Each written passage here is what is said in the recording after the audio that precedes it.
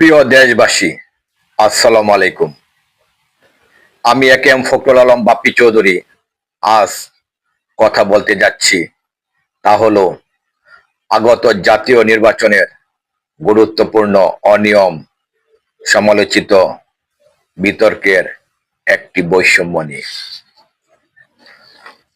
আপনারা হয়তোবা অনেকে লক্ষ্য করেছেন,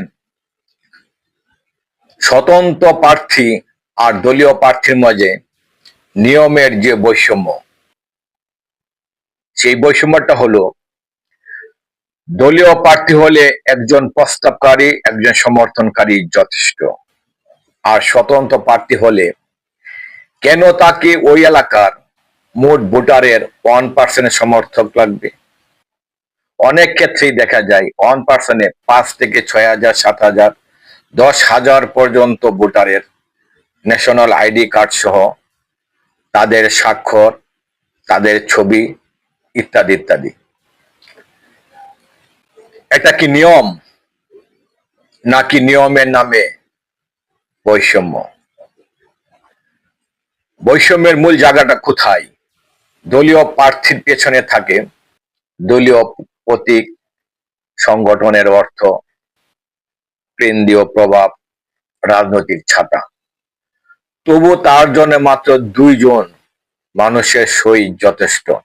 অন্যদিকে স্বতন্ত্র প্রার্থী, যিনি হয়তো এলাকার মানুষ, মাঠের কর্মী, কিছুটা জনপ্রিয়তা আছে, তাকে প্রমাণ করতে হবে হাজারো মানুষের সমর্থন। প্রশ্ন হলো, স্বতন্ত্র প্রার্থীকে নিয়ে এত ভয় কিসের? ভিন্ন কণ্ঠ মানে কি ঝুঁকি? ভোট তো দেবে জনগণ, তাহলে আগেই জনগণের সাক্ষ্য নেওয়ার এত শর্ত কেন? এই নিয়ম কাকে সুবিধা দেয়? স্পষ্টভাবে বললে এই নিয়ম সুবিধা দেয় দলীয় রাজনীতিকে, আর বাধা হয়ে দাঁড়ায় নাগরিক রাজনীতির পথে। স্বতন্ত্র প্রার্থী মানেই দলীয় বলয়ের বাহিরের কণ্ঠ, ভিন্ন মত, ক্ষমতার বিকল্প চিন্তা, আর সেটাকেই শুরুতে আটকে দিতে শতকরা 1% সমর্থক একটা অদৃশ্য দেয়াল। নির্বাচনের প্রেক্ষাপটে এমন প্রভাব, বর্তমান নির্বাচনী বাস্তবতায় দলীয় মনোনয়ন বাণিজ্য, ক্ষমতা কেন্দ্রিক রাজনীতি, এই অবস্থায় স্বতন্ত্র প্রার্থী হতে পারত জনগণের শেষ আশ্রয়। গণতন্ত্রে কি দল আগে নাগরিক পরে, প্রতীক আগে ব্যক্তি পরে? যদি উত্তর না হয়, তাহলে বৈষম্যমূলক নিয়মের যুক্তিকতা কোথায়?